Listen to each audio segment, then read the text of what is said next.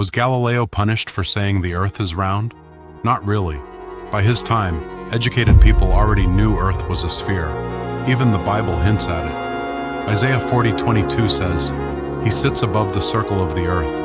So what caused the clash between Galileo and the Church? It wasn't about the Earth's shape. It was about its place in the universe.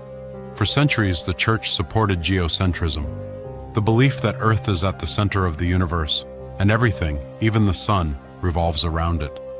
Then came Galileo with a radical idea: heliocentrism, the sun at the center, and Earth spinning and circling like the rest. But this wasn't just science.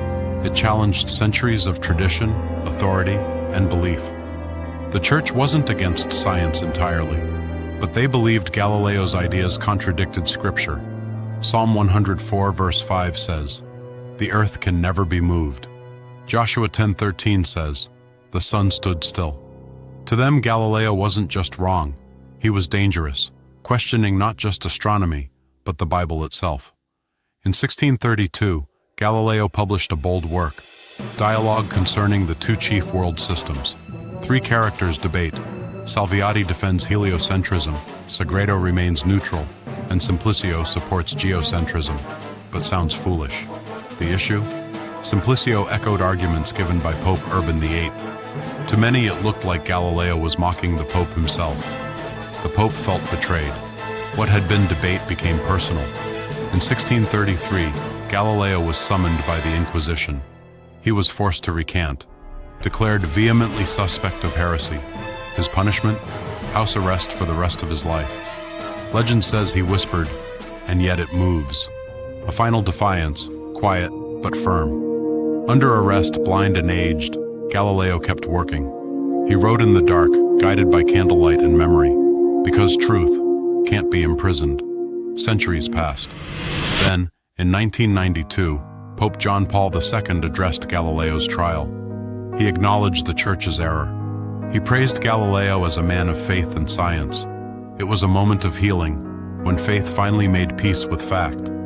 Galileo said the sun was the center, but now we know, even the sun isn't still. It wobbles, pulled by planets you can't even see. So what else might we be missing? Today, we know the truth. Earth and the sun orbit a shared center of mass, the Barycenter. It's a shifting, invisible point of balance, sometimes inside the sun, sometimes beyond it.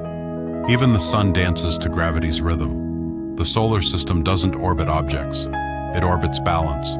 The Bible reflects this wonder too. He hangs the earth on nothing. Job 26:7. In him all things hold together. Colossians 1:17. Did the Bible predict the Barycenter? Not exactly, but it reminds us. Truth runs deeper than what we see, and God's design holds it all together. Galileo's voice was once silenced. Today it echoes, in every telescope, every equation, and every search for truth.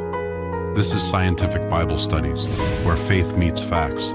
Subscribe and join us, because next time we'll uncover a new truth, waiting in the pages of science and scripture.